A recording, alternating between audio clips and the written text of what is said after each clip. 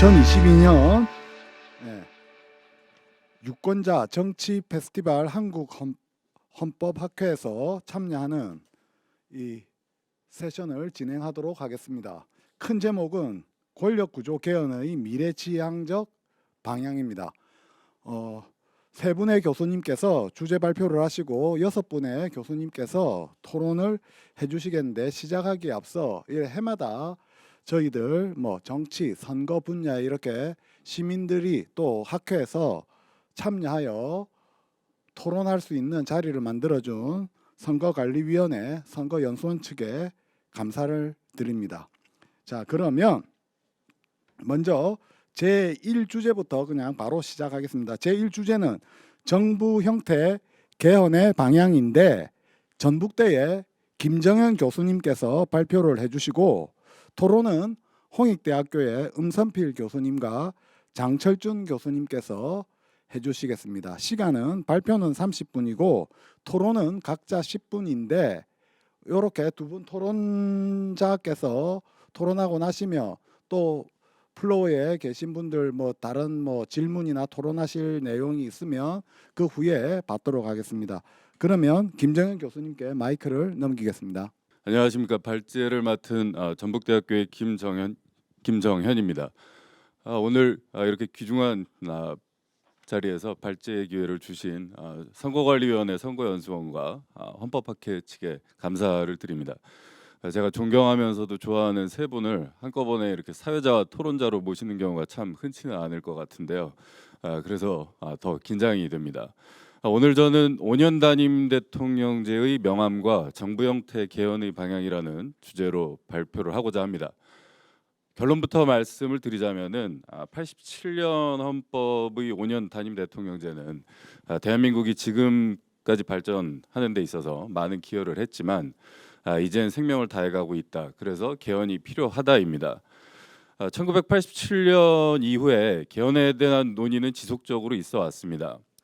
개헌 논의의 큰 흐름은 세 가지가 있었죠.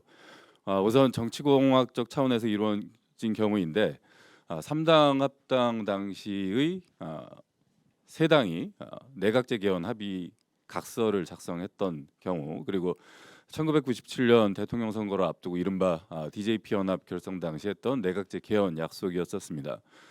두 번째로는 대통령이 추진하는 경우였었죠. 노무현 대통령의 원포인트 개헌 제안, 그리고 문재인 대통령의 2018년 개헌 발의 등이 있었습니다. 세 번째로는 이제 국회가 추진한 경우이고, 보통 이제 자문위원회 보고서라는 결과물을 맺었었습니다. 가장 첫 번째 경우인 이제 정치권에서 개헌을 합의했던 경우는 합의를 하더라도 아무런 강제력이 없는 종이문서에 불과했었죠. 그리고 대통령이 개헌을 추진할 경우에는 야당은 정치적 노림수가 있다라고 하면서 반대를 하기 일쑤였었습니다. 국회가 개헌을 추진할 때에는 개헌안에 대한 합의를 보질 못하고 복수안을 제시를 하곤 했었습니다. 이처럼 매번 이제 개헌이 실제로 성과로 이어지지 못하는 이유는 개헌의 필요성에 대한 주장들은 난무하지만 강론에 대한 합의에 이르지 못한 것이 중요한 이유인 것 같습니다. 따라서 지금부터는 5년 단임 대통령제에 대한 평가와 개헌의 방향에 대해서 논하고자 합니다. 우선 5년 단임 대통령제의 성과는 가장 첫 번째로 이제 독재 시대와의 절연을 꼽을 수 있습니다. 잘 알려져 있다시피 대한민국 헌정사는 대통령의 임기 연장과 장기 독재를 위한 개헌으로 얼룩져 왔었죠. 1987년 헌법은 대통령의 임기를 5년 단임으로 정했을 뿐만 아니라 헌법 제 128조 2항이 대통령의 임기 연장 또는 중임 변경을 위한 헌법 개정을 할 경우에는 제한 당시의 대통령에게는 효력이 없는 것으로 규정했기 때문에 현행 헌법 이외 어떠한 대통령도 무리한 개헌 시도를 하질 않았었습니다. 만약에 역사에 가정은 없다고 하지만 87년 헌법 개정 당시에 직선제를 택하면서 4년 중임으로 대통령의 임기를 정하고 헌법 128조 2항이 없었다면은 임기 연장 등의 유혹을 갖는 대통령이 없었을 거라고 단정할 수는 없을 것 같습니다. 어쨌건 독재 시대와의 절연은 한국 사회 전반에 자리 잡고 있었던 권위주의 문화를 혁파하는 데 중요한 기반이 되었습니다. 그러다 보니까 이제 대통령에 대한 무조건적 적인 지지나 칭송을 일삼던 정치 문화도 점차 사라져 가고 있고요. 일상생활에서 대통령에 대한 비판이 자유로워진 것을 넘어 대통령에 대한 냉소, 조롱까지도 하게 될 수 있게 되었습니다. 그리고 1987년 헌법은 정치적, 경제적, 사회적, 문화적으로 지대한 영향을 미쳤습니다. 우선 정치적 측면에서는 87년 이후에 4차례 정권 교체를 경험할 수 있게 해줬죠. 이는 더 이상 특정 정당이 정권을 독식하지 못하는 것은 물론이고 여야 간의 정권 교체가 상시적으로 일어날 수 있는 민주주의 기반을 구축했다는 것을 뜻합니다. 또한 주기적으로 이제 정권 교체가 일어나니까 공직자들이 대통령과 집권당만을 위해서 일하는 것은 안 되겠다는 점을 더욱 깨닫게 되었죠. 그리고 권위주의의 타파는 경제, 사회, 문화 각 분야에서 유례없는 성과를 만들어가고 있습니다. 관치 경제의 시대가 저물자 대한민국에서 글로벌 기업이 등장하게 되었고 검열의 시대가 종말을 구하자 대한민국의 문화 산업이 세계적인 영향력을 갖기 시작했습니다. 해방 이후에 대한민국은 원조를 받던 수혜국이었었는데 지금은 원조를 주는 공여국으로 바뀌었고요. 식민지에서 경제 성장과 정치적 민주주의를 모두 이룬 유일한 국가라는 평가를 받기도 합니다. 작년 GDP 국내 총생산 규모가 세계 10위이고 수출이 5위입니다. 대한민국 경제 규모를 객관적으로 입증하는 수치이죠. 이러한 대한민국의 발전과 도약이 오직 87년 헌법 덕분이라고 주장을 한다면 섣부른 평가이거나 지나친 과장일 수는 있겠지만 87년 헌정 체제가 만들어낸 독재 시대의 절연과 그리고 권위주의 문화 타파가 이와 같은 발전의 도약을 만들었음을 부인할 수는 없을 것 같습니다. 하지만 1987년 헌법의 5년 단임 대통령제가 성과만 있는 것은 아닙니다. 지금부터는 좀 문제점들에 대해서 말씀을 드리고자 하는데요. 현행 헌법 이전의 대통령은 말할 것도 없고 민주화 이후에 역대 대통령들은 예외 없이 재임 중이거나 퇴임 이후에 각종 부패 사건에 연루되었습니다. 노태우 대통령부터 시작을 해서 최근에는 이명박 대통령하고 박근혜 대통령까지 형사처벌들을 받았고 또 본인이 형사처벌을 받지 않았을 경우에는 아들들이 이제 형사처벌을 받았던 사례들이 있었죠. 역대 대통령들이 본인 또는 가족이 형사처벌받거나 검찰 수사를 받았다는 점에서 같은 길을 걸은 셈입니다. 이처럼 역대 대통령 모두 부패에서 자유롭지 못한 것은 한국 사회의 투명성이 낮은 점도 일정 부분 영향이 있겠지만 대통령 1인에게 집중된 권력을 활용해서 사익을 추구하고자 하는 개인과 집단이 복잡하게 얽혀 있기 때문이기도 합니다. 대통령 선거에서 물심양면으로 도운 사람들은 당선 뒤의 농공 행상 그리고 반대급부를 얻고자 하고 있죠. 그래서 당선 뒤에는 이권 사업의 편의를 봐주거나 각종 공직에 대한 인사권 행사를 통해서 대통령 선거 과정에서 진 빚을 갚고 있습니다. 이와 같은 과정은 정파만 바뀌었을 뿐이지 5년마다 반복이 되고 있습니다. 그리고 저는 이제는 제왕적 대통령제보다 더 심각한 것은 대통령의 무능이라고 생각을 합니다.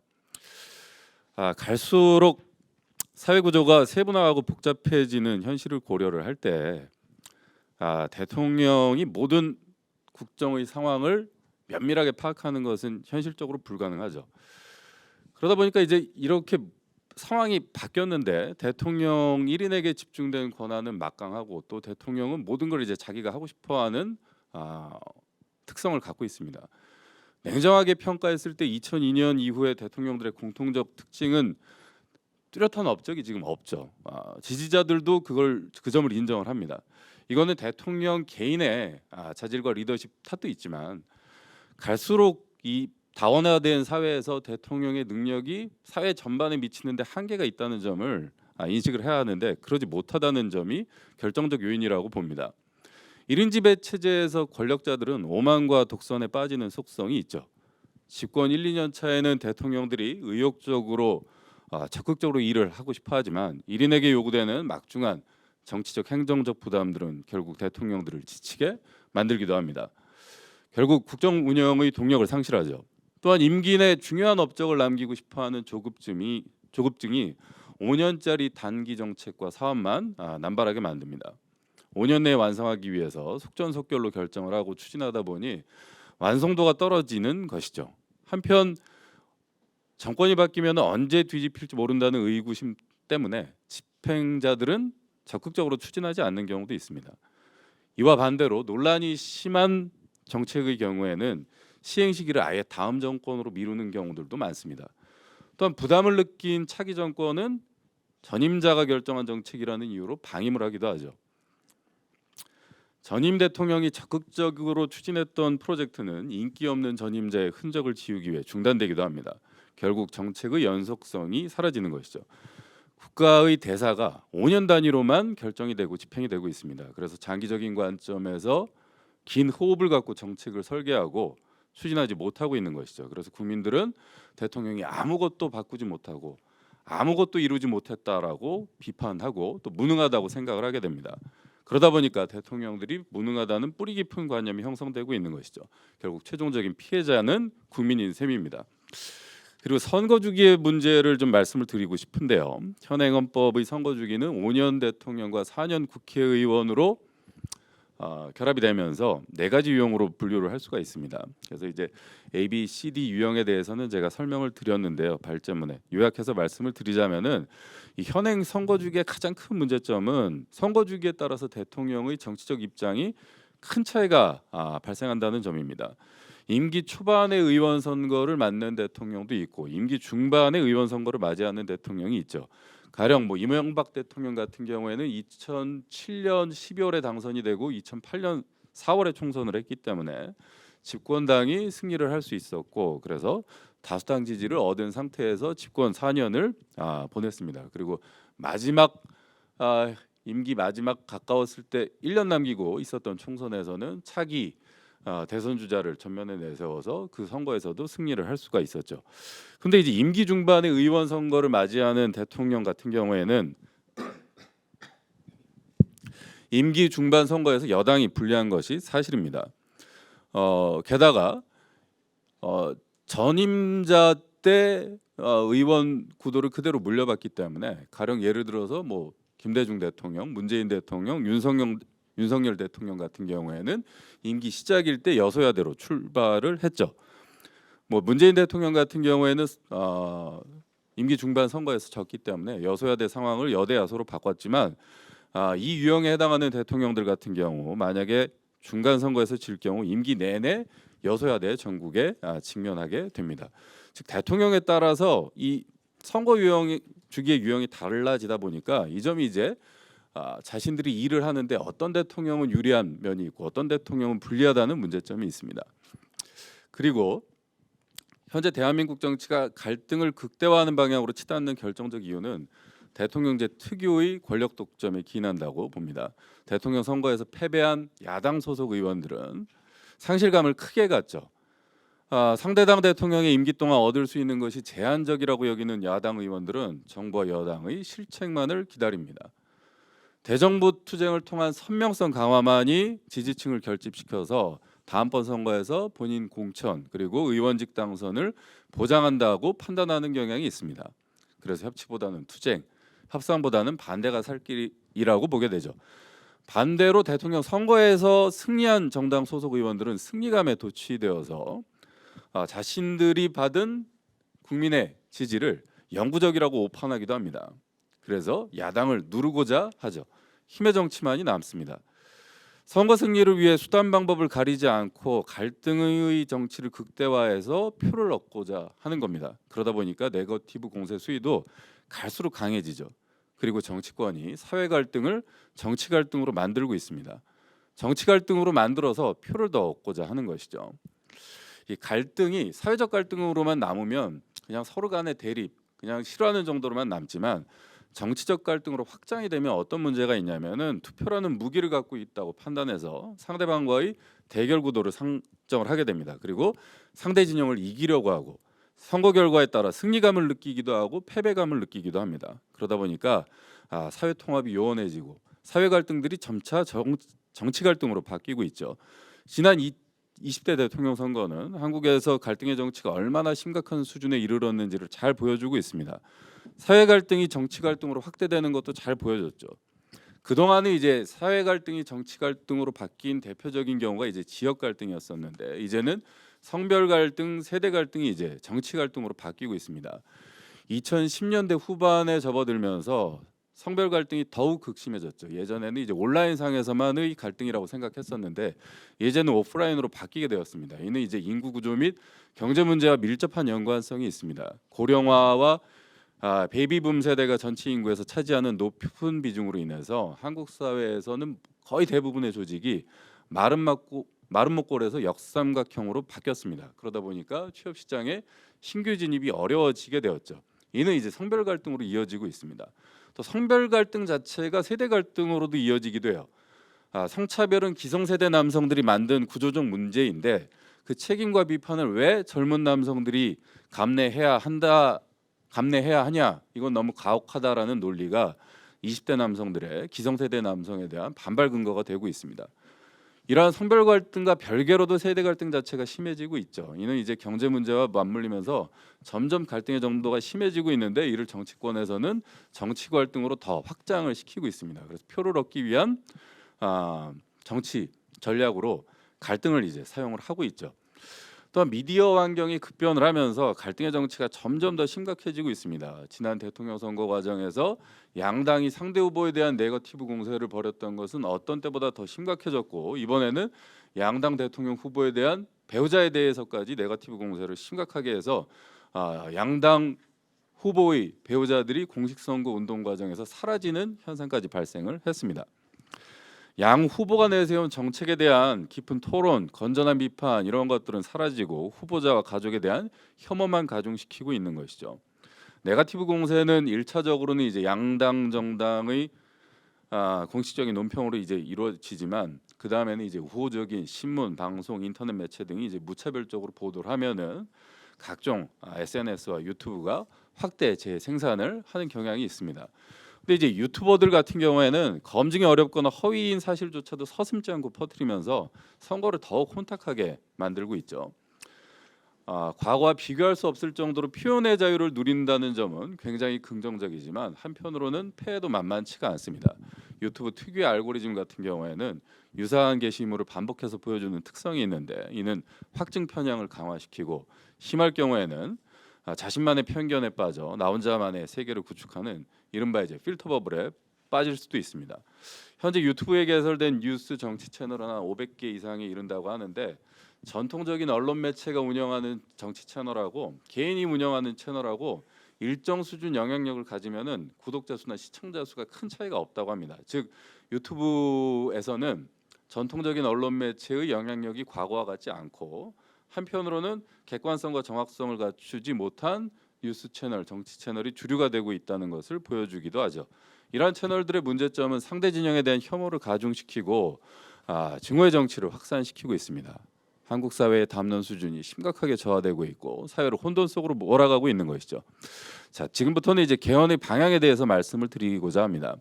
그동안 이제 국회에서 논의된 개헌안이나 대통령이 발의한 개헌안을 보면은 내각제에 대한 논의는 이제 빠졌죠. 내각제에 대한 국민 선호도가 높지 않다 보니까 이 점을 반영한 것 같습니다. 그래서 이른바 분권형 대통령제라는 것은 대통령제와 내각제를 좀 결합한 형태이고, 그리고 이제 기존의 이제 4년 대통령제를 4년 중임 대통령제로 바꾸자는 안, 이렇게 이제 두 가지가 대안으로 주장이 되고 있습니다. 4년 중임 대통령제 개헌에 대해서는 이제 이러한 비판이 있죠. 앞으로 점점 더 강력한 분권의 필요성이 커지는데 4년 중임 대통령제는 현재 대통령제의 문제점을 고스란히 안고 있을 뿐이다. 그래서 개헌으로 문제를 해결할 수 있는 점을 오히려 해결하지 못하게 만들 가능성이 높다라는 비판을 받고 있습니다. 저는 여기에 더해서 선거 주기의 문제점을 다시 한번 말씀드리고 싶은데요. 4년 중임제 대통령제 개헌안을 주장하는 안들은 둘 중에 하나이더라고요. 하나는 이제 의원 선거랑 대통령 선거를 동시에 실시하자는 입장입니다. 근데 만약에 이렇게 동시 선거를 실시할 경우에는 하자는 주장의 논거는 그겁니다. 여소야대를 발생시키지 않기 위해서 선거 주기를 일치시키자는 것이죠. 근데 이는 대통령제의 기본적인 속성을 도외시하는 겁니다. 대통령제는 의회와 행정부가 권력 분리 원칙에 따라서 작동해야 하는데 무조건 대통령 소속 정당이 다수당이 될 수 있는 구도만을 만들어주겠다는 방식은 옳지 않다고 생각을 합니다. 그러다 보니까 이런 비판까지 있어요. 집권당이 의회 다수당이 될 수 있는 제도적 기반을 마련해 주겠다는 것은 사실상 대통령제의 본질을 벗어난 변형된 내각제이다라는 비판까지도 있습니다. 또한 정작 선거 주기를 일치시켰는데 만약 대통령 소속 정당이 동시 선거에서 패배할 경우에는 그토록 여소야대를 비판하는 측에서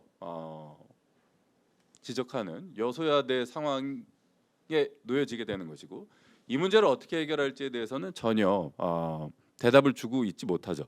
그러다 보니까 2018년 개헌안, 대통령 개헌안 같은 경우에는 중간 선거를 도입하자고 했습니다. 즉 대통령에 대한 중간 선거 평를 통해서 중간 평가를 하자는 입장이었죠. 근데 이 문제는 마찬가지로 중간 선거에서 만약에 대통령이 질 경우에는 여소야대에 직면하게 되는데, 이 문제를 이제 해결하지 못하는 난점이 있습니다. 물론 여소야대 자체를 부정적으로만 볼 것은 아니지만 긍정적인 면도 있습니다. 의회의 대통령에 대한 견제라는 점에서 충분히 긍정적으로 볼 수 있는 여지가 있지만, 전국이 교착 상태에 빠지는 문제점도 존재하고, 이를 해결하기 위한 방안이 없다면 이 여소야대 가능성을 높이는 선거 주기를 선택하는 것은 합리적이지 않다고 봅니다. 그리고 이제 분권형 대통령제 개헌론은 국회의 개헌자문위원회에서 매번 이제 주장한 내용이기도 합니다. 2009년, 2014년, 2018년 자문위원들은 분권형 대통령제를 유력한 대안으로 제시를 했습니다. 그런데 이들 개헌안의 공통적인 특징을 우선적으로 꼽자면 세 가지 안 모두 대통령의 임기를 단임제로 바꾸고 5년 또는 6년 임기를 채택하자라고 주장을 하고 있습니다. 그리고 이제 상호 견제 수단으로 세 가지 안 모두 독일식 건설적 불신임제에 기반한 정부 불신임제와 의회 해산제를 두고자 하고 있습니다. 그래서 의회가 차기 총리를 선출한 이후에만 정부 불신임권을 행사할 수 있도록 하자는 것이죠. 아마 이 세 차례의 위원회가 모두 분권형 대통령제를 개헌안으로 단수 또는 복수로 제안한 것은 그동안 이제 대통령제에 대한 평가가 제왕적 대통령제였고, 이 문제를 해결하기 위해서는 1인에게 집중된 권한을 분배하기 위해서 제도적 장치를 마련해야 한다는 문제의식에서 비롯된 것 같습니다. 이 부분에 대해서는 저도 충분히 동의를 하고 긍정적으로 평가를 합니다. 근데 이 분권형 대통령제가 장단점을 동시에 갖고 있죠. 장점은 대통령제부터 의원내각제까지 탄력적으로 국정 운영을 할 수 있다는 점이 있습니다. 근데 이제 가장 큰 문제점으로 지적되는 것은 집행권의 이원화로 인해서 대통령과 총리 사이에 명확한 권한의 획정이 없을 경우에 상호 간의 갈등이 증폭된다는 것이죠. 그러다 보니까 이제 세 가지 개헌안들은 대통령과 총리의 권한 배분을 비교적 명확하게 하도록 하기 위해서 양자의 권한을 이제 세세하게 규정하려고 노력을 했고요. 다만 이제 최근안에 가까워질수록 대통령의 정치적 활동 영역을 보장해주고자 하는 의도가 보입니다. 그런데 이제 분권형 대통령제로 개헌을 할 경우 이제 일각에서는 의원내각제적 전국 운영을 할 수 있을 것이라고 기대를 하지만, 대통령 권한을 행사하고자 하는 직선 대통령 그리고 의회 신임을 받는 총리 간의 권한 충돌이 빚어질 소지도 충분히 있습니다. 그리고 이들 개헌안들이 공통적으로 채택하고 있는 대통령의 의회 해산권 그리고 건설적 불신임권이 이게 양측의 갈등을 최고조로 치닫게 할 가능성을 배제할 수 없다고 봅니다. 그래서 또한 국민들은 1987년 헌법 개정 시 삭제되었던 의회 해산권을 다시 대통령에게 부여하면은 독재 시절로 회귀하는 것 아니냐라는 의구심을 충분히 가질 수도 있죠. 그런 점에서 이 분권형 대통령제의 개헌안들이 좀 문제점을 갖고 있다고 지적을 안 할 수가 없습니다. 자, 그래서 지금부터는 제가 이제 개헌의 당위성 그리고 방향에 대해서 이제 말씀을 드리고자 하는데요. 개헌안에 대해서 이제 고려를 하기 위해서는 한국 사회가 지금 갖고 있는 문제점에 대한 정확한 진단이 필요하다고 봅니다. 권력기관의 막강함, 공공부문의 비대함, 그리고 학연지연 혈연이 밑으로 엮여진 네트워크가 미치는 막대한 파급력이 현행 대통령제가 적절한 방식으로 운영되는데 장애 요인이 되고 있습니다. 대통령의 광범위한 인사권은 헌법이 보장하는 이상의 대통령 권한 행사로 이어져 오고 있죠. 그리고 한국 사회 특유의 인적 네트워크 문화는 대통령이 공공 분야와 민간 분야에 막대한 영향을 미치는 밑바탕이 되고 있습니다. 그리고 약 600조 원을 상회하는 국가 예산을 받기 위한 사회 곳곳에서의 크고 작은 경쟁이 매우 치열합니다. 그러다 보니까 이제 정치가 갈등을 극대화하는 방향으로 치닫게 되는 결정적 이유가 대통령제 특유의 권력 독점에 기인을 하고, 이를 바꾸기 위해서는 권력 분점이 필요하다고 생각을 합니다. 현재 시스템에서는 대통령들이 또 연이어서 형사처벌을 받다 보니까 권력을 잡은 쪽에게는 권력 상실에 대한 위기감을 더욱 심어주고 있고, 권력을 찾아오고 싶은 쪽에게는 보복에 대한 유혹을 심어주고 있습니다. 그래서 현행 대통령제를 개헌을 통해서 보완을 하지 않는다면 지금과 같은 정치 행태를 바꾸기는 어렵다고 봅니다. 그래서 개헌의 구체적 방안은 여야 간의 협치 확대를 위해서 의회의 국무총리 추천권을 보장을 하되, 그동안 분권형 대통령제의 제도적 요소를 일컬어졌던 의회 정부 불신임권과 대통령의 의회 해산권 도입하는 것은 신중해야 된다고 생각합니다. 대신에 선거 주기를 조정해서 유연성을 높이는 방안을 제안을 하고 싶습니다. 그래서 대통령제를 4년 중임제로 변경을 하되 의원 절반은 집권 초반 총선에서, 나머지 절반을 중간 선거에서 선출하는 것을 제안하고 싶습니다. 이러한 선거 주기에 기반을 해서 집권당이 총선에서 패배할 경우에는 야당의 국정 참여를 적극적으로 보장하는 방식의 권력구조 개편이 필요하다고 봅니다. 그래서 2년마다 실시하는 의원 선거에서 야당이 승리할 경우에는 총리 인선에 적극적인 역할을 할 수 있도록 해주는 것이죠. 그래서 경우에 따라서는 여야 연립정부 구성도 가능하다고 봅니다. 그래서 대통령 선거, 집권 초반 선거, 중간 선거 모두 이긴다면 대통령 소속당이요, 그럴 경우에는 4년 동안 여대 야소 상황에서 국정을 운영할 수 있겠죠. 그런데 대통령 소속 정당이 대통령 선거와 초반 선거에서는 졌지만 중간 선거에서 패배한다면 나머지 후반 2년분은 연립정부 구성을 통해 국정을 운영해야 할 겁니다. 반면에 대통령 선거에서는 승리했지만 의원 임기 초반 선거에서는 소속 정당이 졌고 중간 선거에서는 승리했을 경우에는 초반 2년은 연립정부이지만 나머지 후반부 2년은 여대 야소로 운영을 할 수 있겠죠. 반면에 의원 선거에서 초반, 중간 선거 모두 패배했을 경우에는 집권 4년 동안 연립정부 구성을 통해서 국정을 운영하는 방안을 제안을 하고 싶습니다. 물론 연립정치에 대한 우려가 있죠. 특히 97년 대통령 선거 당시 이른바 DJP 연합을 결성했었는데, 이때 당시 이제 공동정부를 구성해서 운영을 한 것 경험이 국민들이 이거는 그냥 강요 나눠 먹기 아니냐라는 방식으로 생각할 역사적 경험으로 작용할 수도 있다고 봅니다. 그런데 연립정부를 막연하게 강요직 배분에 입각한 정당의 연합정치로 오산해서는 곤란합니다. 그래서 연립정부를 운영을 하기로 했을 경우에는 정당 간의 밀도 있는 협상 과정을 거쳐서 연립정부에 참여하는 정당들이 집권기간 동안 함께 추진할 국정과제 그리고 구체적 이행 방안에 대해서 합의를 하고 결과물을 문서로 남겨서 국민들에게 공표를 할 수 있어야 된다고 봅니다. 그리고 공공기관 운영법도 개정을 해서 공공기관장 임기 그리고 감사 임기도 2년으로 조정할 필요가 있다고 봅니다. 그래서 선거 주기에 맞춰서 2년 단위에 따라서 공공기관장 일부를 야당이 승리했을 경우에는 넘겨줄 필요도 있다고 보고요. 더 이상 공공기관장 퇴진을 위해서 권력기관이 압박을 하고 또 그로 말미암아서 지난번 환경부 장관이 형사처벌받은 일이 반복되는 경우가 발생하지 않았으면 합니다. 그리고 이제 미국 같은 경우에는 플럼북이라고 해서 상원과 하원이 대통령이 임명하는 공직자 숫자 그리고 그 직위를 전부 다 문서로 남겨놓습니다. 그래서 우리의 경우도 대통령이 임명하는 공직자를 아예 문서로 남겨서 선거 결과에 따라서 어떻게 배분할지를 합의할 필요도 있다고 봅니다. 자, 5년 단임 대통령제가 야기하는 물론 공과도 있었지만 각종 병폐들이 심각하다는 점을 인정해야 한다고 보고요. 그리고 큰 틀에서 시스템을 바꾸기 위해서는 개헌이 필요하다고 봅니다. 1987년 헌법이 이를 한 차례 입증했고 87년 헌정 체제가 만들어간 한국이 있듯이 다음 단계로 한국이 발전하려면 발전된 형태의 헌정 체제를 구축해야 하고, 이를 위해서는 개헌이 요구된다고 봅니다. 한국 사회는 앞으로 해결한 산재들이 전혀 다른 방향으로 전개될 것이라고 봅니다. 전대미문의 초저출생률은 앞으로 한국 사회를 전혀 다른 양상으로 바꿀 가능성이 높습니다. 그래서 이에 대응하기 위해서는 교육, 연금, 복지, 고용 전반에 대한 구조적 개혁이 필요한데 이를 위해서는 정치권이 합의를 할 수 있고 사회통합 역할을 수행해야 하는데 현재는 갈등은 오히려 정치권에서 부추기고 있기 때문에 구조적 개혁, 장기적 과제를 해결하지 못하는 정치만 현재 남고 있죠.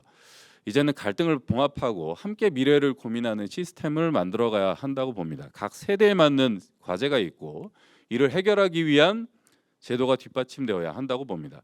먹고 사는 문제를 해결하고 민주화를 완성한 것이 87년 헌정체제의 시대 과제였다면 앞으로는 다원성을 유지하면서도 갈등의 파편화를 막고 장기적인 국정 과제를 만들어 가야 할 필요가 있고 이를 위해서는 새로운 헌정체제를 위한 개헌이 필요하다고 봅니다. 그래서 이 바탕 위에 타협과 협치의 정치가 자리 잡아야 한다고 주장하고 싶습니다.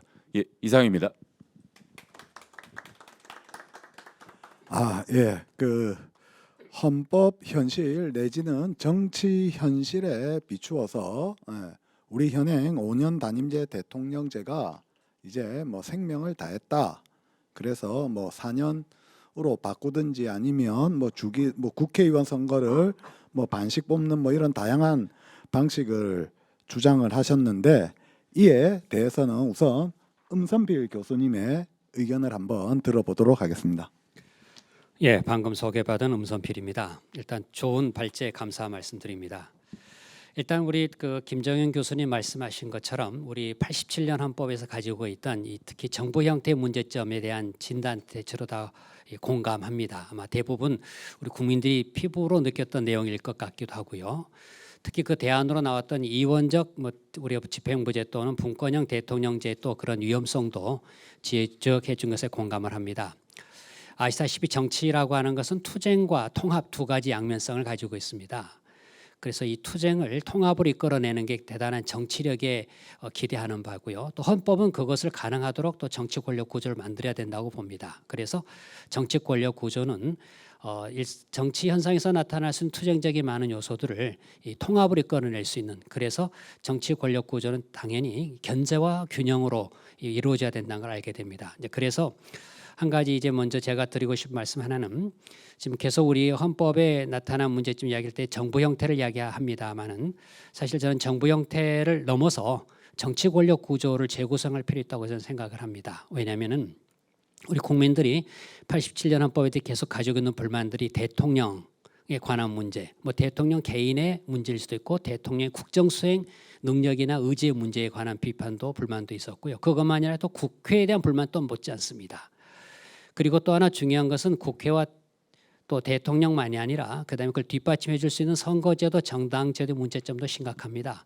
선거제도 가지고 있는 것이 많은 경우에 아까 이야기했던 그냥 그 투쟁, 분열을 거의 극대화시켜버린 구조로 나오고, 또 정당의 경우는 마땅히 해야 될 게 우수한 정치 지도자를 양성하고 배출해서 국민에게 제시를 하는 그런 기능이 거의 없었습니다. 아시다시피 우리나라 많은 경우에 대통령이 된 경우에 정당 내에서 잘 훈련된 정치인이었던가에 대해서는 우리가 다시 한번 의문을 갖게 될 수밖에 없는데요. 이제 그런 점에서 저는 선거제도, 정당제도, 의회제도 이것이 같이 맞물려 돌아가지 않으면은 또 이러한 뭔가 정비가 되지 않은 상태에서 정부 형태는 바뀐다면 또 다시 실패할 수밖에 없는 그 대통령 또 누군가를 만들어내지 않겠냐는 그 우려를 가지고 있습니다. 물론 어려운 문제지요. 그래서 일단 하여간 정치 권력 구조의 재구성이 같이 고민해야 된다. 그래서 아까 발제자 말씀하신 것처럼 정부 형태 변화를 논의할 때 항상 선거와 같이 맞물려 상당히 대단히 중요합니다. 왜냐하면은 정부 형태는 헌법상에 특히 국회와 대통령 간의 그런 권한을 분배하는 것이 문제라면은 이 선거나 정당 제도는 바로 이러한 권력을 민주적으로 배분하는 문제입니다. 그래서 두 가지 접근이 가능하다고 봅니다. 일단 저는 그래서 이러한 정부 형태 변경을 넘어선 정치 권력 구조의 재구성이 필요하다 이렇게 말씀드리고요. 좀 어떻게 할지 이제 고민 같이 하겠습니다. 특히 여기서 이제 아까 말씀하신 우리 이제 발제자께서는 한국형 이 대통령제를 고민하십니다. 이제 근데 그게 과연 뭘 의미하는 건지에 대해서는 또 생각할 필요가 있고요. 저는 차라리 저도 고민하다가 저는 균형형 대통령제라 생각해 보았습니다. 지금까지 우리가 보통 뭐 제왕적이라든지 뭐 여러 가지 초대통령제, 신대통령제에 대한 비판이 있었습니다만은 제대로 이 헌법 그 원래 만들어졌던 대통령제가 권력 분립 원리 충실하게 되어 한다면은 이 균형형이어야 되겠다 저는 생각이 들었습니다. 이와 관련해서 한 가지 드리고 싶은 말씀은 우선 정부 형태를 말하자면은 정부 형태란 각국의 역사적 배경 또 사회적 그런 현실 그다음에 정치 상황 이런 걸 고려해서 만들 수밖에 없습니다. 그러다 보니까 현행 우리 정부 형태에 대한 비판을 한다면은 어떤 대안이 가장 적합성, 현실 적합성 있는가를 고민하지 않을 수밖에 없습니다. 저는 그런 점에서 우리 어떤 지정학적인 구조에 따른 신속한 국가 정책을 추진해야 된다. 이러한 것을 고민할 때 우리는 유사시에는 기민한 대응이 아주 필요하다. 그런 점에서 이 대통령 중심제의 유용성은 여전히 있다라고 봅니다. 다만 종전의 문제점을 우리가 반성적 고려 차원에서 균형형 대통령제를 생각하는 건데요. 그건 다름이 아니라 바로 대통령의 권한을 합리적으로 조정하자. 그리고 대통령 권한 행사에 대해서 통제 장치를 실효적으로 하자. 그리고 대통령으로부터 국회의 자율성을 확보해서 국회와 대통령의 관계를 재조정할 필요 있다라고 말씀드립니다. 이와 관련해서 저는 먼저 이 국무총리제는 폐지해야 된다고 저는 생각합니다. 물론 세계적으로 국무총리 제도가 좀 독특하게 한국에서 만들어진 헌정사 경험은 있습니다만은 그러나 이 국무총리가 과연 발전적으로 운영해 왔느냐 별로 그렇지 못하다고 봅니다. 왜 가장 단적인 문제가 통상 여러 정권에서 책임 총리를 강조했었습니다. 그러나 제대로 되질 못한 이유는 역시 대통령에 의해서 임명이 될 수밖에 없는 물론 국회 동의를 거칩니다만 결과적으로 대통령의 의지에 따라서 선출되고 하는 현실 입장이다 보니까 아무리 처음은 거창하게 시작해도 결국은 별 볼 일 없는 국무총리 되고 말았다. 표현이 이상합니다만 시작은 창대했으나 마지막은 미미한 이런 이상한 결과가 나오고 만다. 그래서 우리나라 지금까지 냉철하게 평가해 보면 국무총리는 대통령이 져야 할 책임을 대신 져주는 의미의 책임 총리였다. 그러다 보니까 더 심각한 것은 대통령은 무책임이었다라는 문제입니다. 더군다나 우리 단임제에 의해서도 그렇고 사실상 법적인 책임도 추궁이 어려운 까닭에 국무총리제는 결과적으로 대통령의 무책임을 제도적으로 정당화해왔다. 그래서 이걸 없애버리자라는 전 생각이고요. 대신 부통령제를 도입하는 건 그 다음에 당연한 수순일 겁니다. 다시 말해서 제1순위 대통령 권한 대행자의 지위로서의 부통령을 두는데요. 그렇다고 해서 미국의 부통령이 별로 이렇게 한직이라고 많이 알려져 있습니다만 그건 생각이 나름이고 운용하기 나름입니다. 다시 말해서 부통령에게 일정한 국가 의제를 맡김으로써 역할을 잘 감당하게 하면은 아마 차차기 어떤 그런 국가 지도자로서 훈련시킬 수 있다는 점에서 저는 굉장히 좋다고 봅니다. 그런 점에서는 충분히 고려할 수 있고요. 또 하나는 이 부통령제를 두면 정치 세력 간, 정당 간의 연합도 가능하다라고 봅니다. 대통령과 부통령이 때로는 상이한 정당 소속으로 새로 꾸밀 수도 있습니다. 그럴 때는 정당 간의 선거 연합 또는 정책 연합을 도모할 수도 있고요. 이런 점에서 국민은 직접 선택할 수 있기 때문에 오히려 더 정당성, 민족 정당성과 정통성이 확보가 될 겁니다. 그렇다면은 정례 국무총리 선출을 둘러싼 정치 세력 간의 그 불투명한 정치적 거래, 또 불필요한 기싸움은 둘 필요가 없다라는 거예요. 자, 대통령은 4년 그다음에 또 1차 연임을 한다라는 것은 대체로 공감할 겁니다. 선출 방식은 당연히 결선 투표자가 세계적인 하나의 추세고 또 어떤 의미에서는 가장 정당한 방법이기도 합니다. 결선 투표자가 갖는 장점은 대부분 아십니다만은 민족 정당성을 높이는 것뿐만 아니라 정치 세력 간의 서로 연합도 가능하고 무의미한 때로는 무리한 후보 단일을 막을 수 있게 됩니다. 그렇다면 결선 투표제를 보통 2회에 실시하는 그런 투표제다 보니까 비용이 많이 든다 이야기합니다만은 그러나 방법상 가능한 게 있습니다. 이 단판 결선 투표제라고 해서 한 번 투표할 때 그 투표의 최선과 차선에 해당되는 후보 1, 2순위를 표기하게 하는 거죠. 이름하여 소위 보완 투표제라고 하는 방식도 가능하다. 이건 충분히 그런 사용하는 입법례가 있으니까 고려할 수 있다라고 말씀드리겠습니다. 대통령의 권한에 대해서는 종래에 말이 많았던 걸 좀 합리적으로 조정할 필요 있겠다. 대표적인 게 대통령의 인사권. 잘 알다시피 인사권에 대한 실질적인 통제가 국회에 주어지도록 하자. 그래서 지금 특히 국무위원 비롯해서 그다음에 국가의 주요한 권력기관을 담당한 장에 대해서는 국회의 명실상부한 동의를 받도록 하게 하자.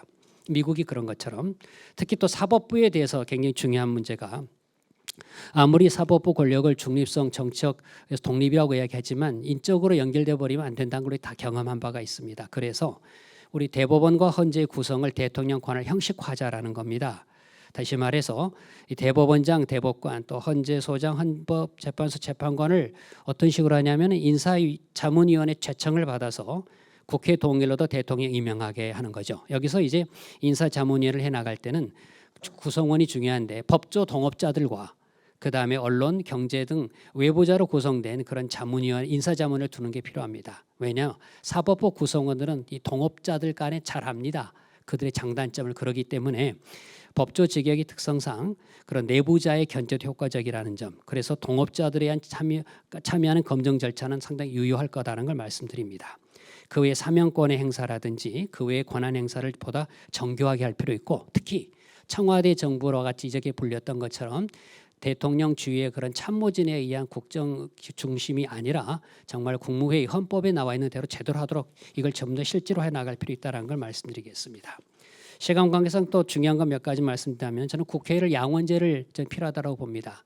단원제가 가지고 있는 졸속입법의 문제만이 아니라 특히 단원제 경우는 아시다시피 민주화되지 않는 정당 구조에서 대통령이 당 지도부를 통해서 국회 다수파를 장악하니까 결과적으로 국회가 대통령으로부터 자율성을 가지질 못합니다. 의회 민주주의가 사실상 너무 허약한 구조 속에 있다라는 거죠.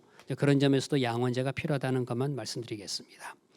그다음에 아까 선거제도에 뒷받침되는 부분이 정치 권력의 민족 배분이라는 대단히 중요한 문제인데 그럼 이제 소위 말한 정부 형태와 의회 선거 체계 조합은 아주 굉장히 좀 고민할 필요가 있습니다. 아시다시피 의원 내각제하고 다수대표제 결합도 있고 의원 내각제 비례대표 선거제 조합도 있고 대통령제와 다수대표제 조합도 있고 대통령 비례대표 선거제 조합이 있습니다. 세계적으로 이 중에 우리는 어떤 걸 지향할지를 한번 잘 고민해야 될 텐데 아마 발표자께서 고민을 많이 하신 걸로 알고 있는데 이에 대한 또 의견을 더 듣고 싶기도 합니다. 그와 관련해서 선거 주기 문제 굉장히 중요한 문제입니다. 사실 당연히 대통령 4년 중임 1차 연임을 하고 국회의원 4년 하면은 이제 주기를 어떻게 맞출 거냐 문제 될 텐데 대부분 당연히 동일 주기라고 하는 동시 실시를 많이 생각합니다. 그랬을 때 나타나는 모습은 처음부터 강력한 여대 야소에 따른 사실상 굉장히 강력한 의원 내각제제 형태가 될 수도 있고 반대가 되면 여소야대에서 굉장히 이것 골치 아픈 소위 문제가 나타날 수도 있다라는 거죠. 그걸 해설하기엔 좋은 방법이 중간에 선거를 실시한 소위 이른바 혼합주기라고 부를 수도 있는데요. 그 방식이 유용합니다. 이건 미국처럼 대통령 4년, 하원 2년, 상원 6년에 의해서 이렇게 돌아가는 장치가 있는데 만약 우리는 4년 하게 되면 어떻게 조합할지를 아까 말씀하신 건 한 절반을 뽑는다 그랬는데 그게 얼마나 현실적인가에 대한 그 의견도 듣고 싶고요. 저는 제가 생각했던 것 비슷한 겁니다만은 현재 우리는 어차피 혼합형 선거 체계를 갈 겁니다. 그러면 지역구와 비례대표를 둘 텐데 비례대표로 숫자 약간 조정해 나간다 치더라도 저는 대통령 선거와 국회의원 지역구 의원 선거를 같이 하고 그다음에 중간쯤에는 비례대표 선거만 해 나가도 비용도 적게 들 것이고 훨씬 더 경쟁력이 있을 것이라고 봅니다. 왜냐하면 정책 중심으로 갈 수밖에 없으니까요. 그리고 대통령 중간에 이루어지는 비례대표 선거에 따라서 충분한 그런 국민의 의사가 표출이 되기 때문에 지금 정권에 대한 국민의 뭔가 민주적 정당성 부여와 통제가 동시에 가능할 거라고 봅니다.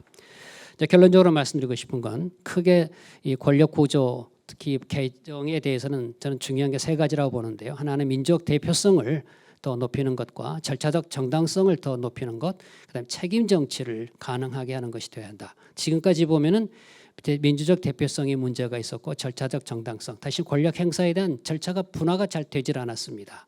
또 하나는 책임 정치는 되게 부족했었고 이 세 가지가 강조가 될 수 있는 방향이라는 논의가 되어야 되겠다 싶었고요. 대체적으로 그런 방향에서는 발제자의 의견에 대체로 동의합니다. 다만 좀 정교하게 다듬어질 내용, 저는 균형형 대통령제라고 하는 내용으로 제시했던 것이었는데 또 그런 논의가 같이 이루어졌으면 좋겠습니다. 고맙습니다. 예, 거의 새로운 발제문 수준의 방대하고 자세한 내용으로 음산빌 교수님 토론해 주셨습니다. 그러면 장철준 교수님 토론을 듣겠습니다. 안녕하세요. 단국대학의 장철준이라고 합니다. 귀한 자리 이렇게 초청해 주셔서 감사하고 귀한 발제 잘 들었습니다. 제가 그 의원 내각제론자면은 참 이렇게 구도가 재밌어질 것 같은데 유감스럽게 저도 이렇게 대통령제에 주창하는 사람이기 때문에 또 공교롭게 은 교수님 토론하신 내용과 많이 겹치는 말씀을 드려야 될 것 같습니다. 그 기본적으로 대통령제라는 그 정부 형태를 두고 우리가 그 제도를 어떻게 개선해 나갈까 하는 논의를 할 때 그 항상 뭐 저는 이제 그렇게 개인적으로 그렇게 생각했습니다만 제도의 발전을 논하기 위해서는 뭐랄까요 그 사람의 어떤 문제 사람이 잘해야 된다. 대통령이 스스로 권력을 덜어내면 된다. 그리고 그렇게 할 수 있도록 제도를 만들자라고 하는 것 자체가 어떻게 보면 좀 불가능한 한계가 아닐까 그런 생각을 좀 해봅니다. 결국 제도를 논할 때는 어떤 사람, 제도 운용자의 관점에서는 최악의 상황을 좀 염두에 두고 제도를 구상을 해야 되는 게 아닌가 그런 생각이 들고요. 또 어떤 방안이든 우리가 그 권력 구조를 놓고 어떻게 실험을 해볼 수는 없는 거기 때문에 누구의 아이디어가 더 이렇게 과학적이고 옳다라는 말은 하기 어려울 것인데 그럼에도 불구하고 우리가 그 기댈 수 있는 어떤 근거라고 하는 것은 결국 국민들의 의사가 아닐까, 주권자인 국민의 의사가 아닐까. 거기에 충실한 정부 형태를 만드는 것이 헌정적으로 가장 그 바람직한 일이 아닐까 그렇게 생각을 해봅니다.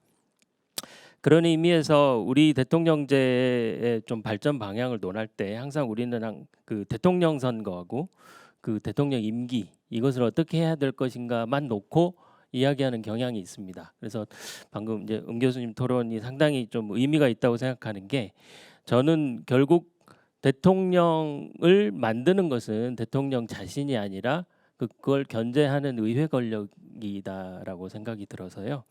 결국에는 권력 통제 기관을 어떻게 만들어 놓는가에 따라서 좋은 대통령제가 될 것이냐 그렇지 않을 것이냐가 결정될 것이라고 봅니다.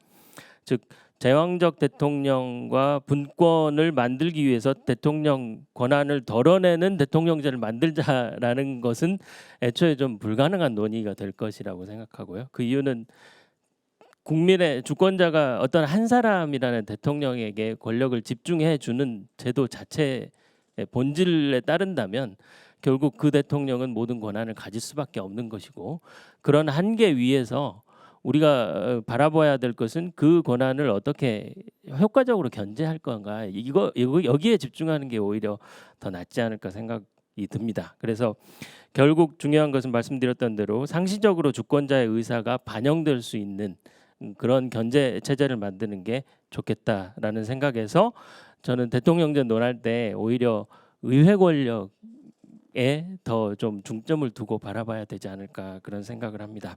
그런 의미에서 선거가 굉장히 말씀 나온 대로 선거제도가 굉장히 중요할 것인데요. 문제는 이제 대통령 선거를 자주 해서 대통령 임기를 짧게 해서 자주 마음에 안 들면 바꿔버리면 참 좋은데 그렇게 하기는 현실적으로 불가능하니까 저도 우리 말씀 나온 대로 4년 중임 제도의 정부통령제가 가장 이상적이지 않을까 그런 생각을 하고 제도적으로 또 우리 국민들 그 여론도 그 방안이 가장 많았던 것으로 알고 있습니다. 그래서 그 행정권 그리고 대통령 권한과 그 어떤 기량작용을 가질 수밖에 없는 입법권을 어떻게 우리가 충실하게 만들어 놓을 것인가에 집중한다면 결국 의회 권력을 만드는 선거 제도를 조금 바꾸는 방향으로 해보는 게 오히려 더 효과적이지 않나. 대통령 선거 제도에 관한 그 내용보다는 오히려 의회 선거에 집중하는 방향 그것도 한번 생각해 볼 수 있다. 그런 의미에서 말씀 주셨던 미국식 그 의회 선거 제도가 상당히 좀 고려해 볼 만하다 그런 생각을 해봅니다.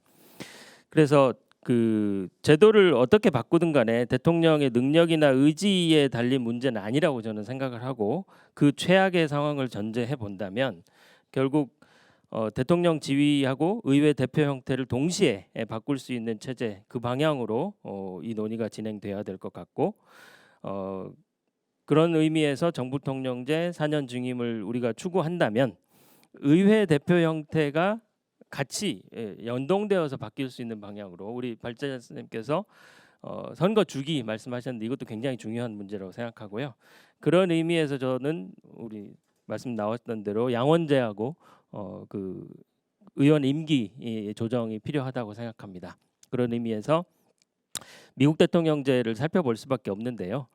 기본적으로 이 나라가 대통령제라는 제도를 고안해서 200년 넘게 별다른 뭐 중간에 그 고역도 있었습니다만 별다른 큰 문제 없이 200년을 이끌어 놓을 수 있었던 것은 결국 대통령이라는 제도 자체의 문제보다도 그 대통령을 어떻게 뭐 때로는 뒷받침하고 때로는 견제해 줄 수 있는 의회 제도를 어떻게 만들어 놨느냐, 그거 자체에 오히려 좀 그 지속의 비밀이 있지 않나, 저는 그런 생각을 좀 해보게 돼요. 그래서 대통령을 그 권한을 주기로 했으면 의회도 그런 식으로 좀 만들어 놓아 보는 것이 이 대통령제 좀 숨겨진 비밀이 아니었나, 그런 생각도 좀 해보게 됩니다.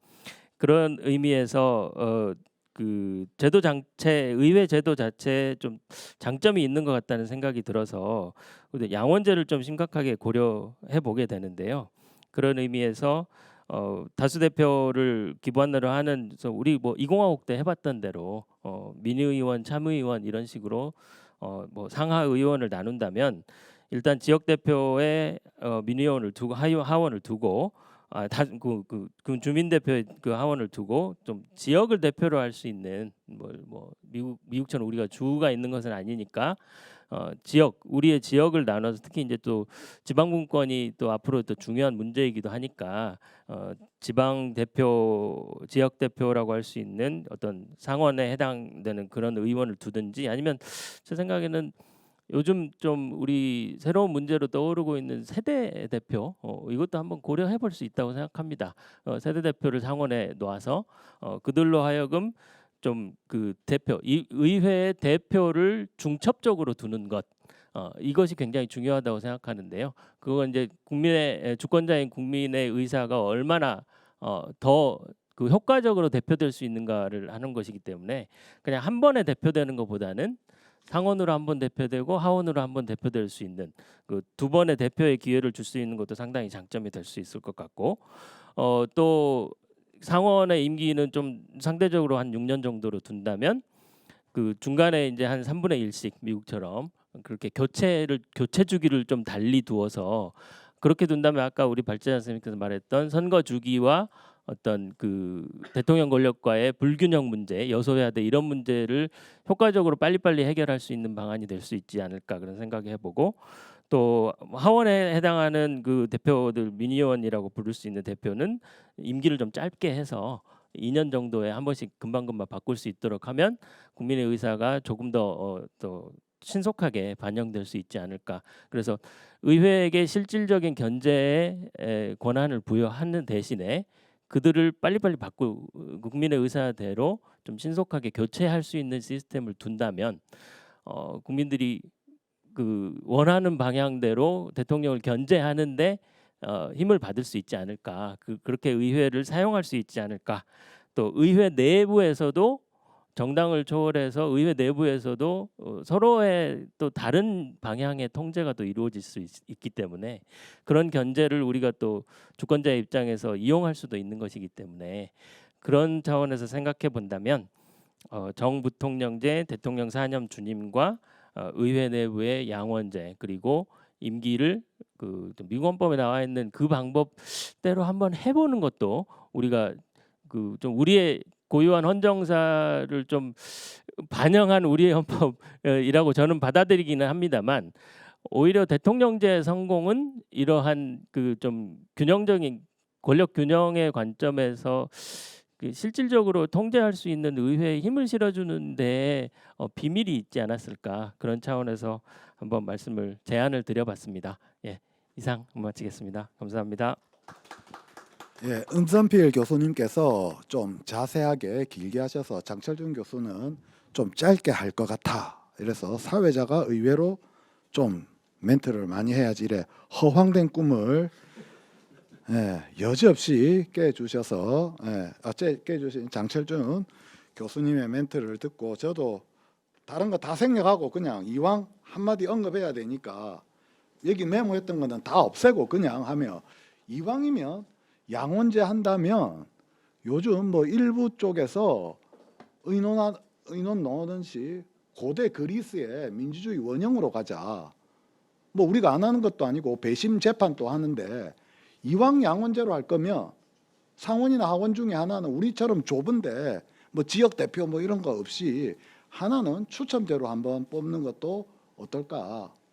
한번 이제 21세기인데 꼭 옛날처럼 이렇게 할 필요가 있을까도 한번 생각해 보고, 하여튼 제 거는 답변 안 하셔도 됩니다. 예. 두 분 교수님 견해에 대해서 좀 답변을 해주시고 이거 마무리하도록 하겠습니다. 예.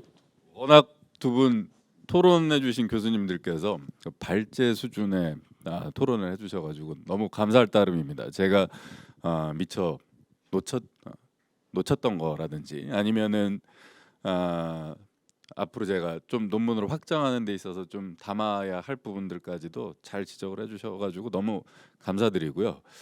이제 음선필 교수님께서는 이제 균형형 대통령제를 이제 주장을 하시면서 여러 가지 이제 방안을 많이 제시를 하셨습니다. 거의 저는 뭐 전반적으로 이제 동의를 합니다. 그리고 이제 장철준 교수님께서는 이제 의회 정부 형태는 이제 미국식 시스템으로 하고 의회 제도도 미국식 시스템에 가깝게 한번 해봐서 의회의 통제가 이제 중요하다는 점을 강조를 하신 것으로 봅니다. 뭐 너무 좋은 의견들이시고요. 그러다 보니까 이제 양원제에 어떻게 보면니까 포커스가 맞춰져 가지고 많은 좋은 의견들을 주신 것 같습니다. 근데 짧게만 이제 대답을 한 가지 드리자면은 이제 두 분은 이제 부통령제를 말씀을 하셨는데 저는 사실 부통령제도 좋은 제도이긴 하지만 한국에 도입했을 때 또 다른 이제 문제점을 일으킬 가능성을 배제할 수가 없어서 이제 국무총리 제도를 그대로 이제 유지시키는 거를 주장을 하고 있거든요. 근데 교수님께서도 지적하셨다시피 그동안 국무총리 제도가 제대로 운영되지 못한 거는 맞다고 봅니다. 그래서 의회에 추천권 넘기는 거를 이제 말씀을 드렸던 것이고요. 정부통령제도 거기에 대해서 제가 좀 더 공부를 해보려고 하기는 하는데 말씀하신 것처럼 이제 교수님 말씀하신 방안 중에 하나가 이제 대통령하고 부통령하고 이제 다르게 되는 방안이잖아요. 그 소속 정당이 실제로 그렇게 운영을 하고 있는 남미의 국가들이 이제 몇 개 국가가 있고 사실 그 부통령제를 고리로 해서 또 정당 간 연합 정치가 가능해지는 측면이 있습니다. 그 점에 또 남미의 대통령제들 같은 경우에는 대통령제하고 비례대표제를 연계를 시켜놓다 보니까 워낙 이제 의회에 진출하는 정당 수가 많아서 대통령제이지만 연립 정치를 꼭 해야 하는 상황이고 그때 이제 부통령제가 아주 유용한 제도로서 활용이 되곤 합니다. 그 점에서 부통령제 사실 또 이점이 있긴 한데 또 우리 또 헌정사적 경험으로 보면은 또 이승만 대통령하고 장면 부통령이 임기 내내 이제 충돌을 했던 경험이 또 있다 보니까 거기에 대해서 또 안 좋게 보는 시선도 있고 또 한편으로는 실패를 또 경험을 하기도 했으니까 또 부통령제에 대해서는 좀 신중한 도입이 필요하지 않나 그렇게 좀 생각을 해보고요. 또 양원제에 대해서는 두 분 다 이제 말씀을 해주셨는데 저도 그 제도는 참 필요하다고는 생각을 합니다. 근데 이제 양원제도 그렇고 비례대표제도 그렇고 아직까지 국민이 비례대표제 확대죠. 그걸 국민이 받아들이는데 조금 한계가 좀 애로사항이 있지 않을까 싶습니다. 뭐 예산도 너무 많이 소요가 되고 뭐 비례대표제 같은 경우는 이제 국민이 직선으로 뽑지 않다 보니까 이제 반대하는 여론도 좀 있고 그런 문제들이 있기는 합니다. 근데 아까 중간 선거에 있어서는 비례대표제로 하는 방안도 참 좋은 아이디어를 주신 것 같습니다. 근데 장 교수님께서 이제 양원제에 대해서 특히 이제 말씀을 많이 주셨는데 확실히 미국이 대통령제가 성공할 수 있었던 가장 결정적 요인은 의회의 통제 시스템이라고 생각합니다. 그 점에서 충분히 동감을 하고요. 그러니까 미국 같은 경우에는 보니까 예산 부분에 있어서는 하원이 확실하게 통제하고 대통령의 이제 인사권에 대해서는 상원이 이제 확실하게 통제를 하니까 양원 다 역할이 없는 게 아니에요. 다른 나라의 경우에는 뭐 상원이 역할이 없는 경우들도 있지만 미국은 양원제가 다 제대로 작동을 하고 실질적으로 하원이 통제하는 부분, 상원이 통제하는 부분이 있어서 대통령이 권한은 막강하지만 실제로는 의회의 통제를 강하게 받고 있죠. 그래서 그 점을 고려를 했을 때 양원제 도입하는 거에 대해서도 저도 충분히 동감을 하고 만약 이걸 좀 확장을 한다면 거기에 대해서도 좀 논의를 해보도록 하겠습니다. 예, 너무 좋은 토론 의견 주셔서 감사드립니다. 예, 정부 형태와 나아가서 권력 구조의 개선, 권력 구조 조항 개선 방향에 대해서 발제를 해주시고 토론을 해주신 김정인 교수님, 음선필 교수님, 장철준 교수님께 박수 한번 보내주십시오. 수고 많으셨습니다.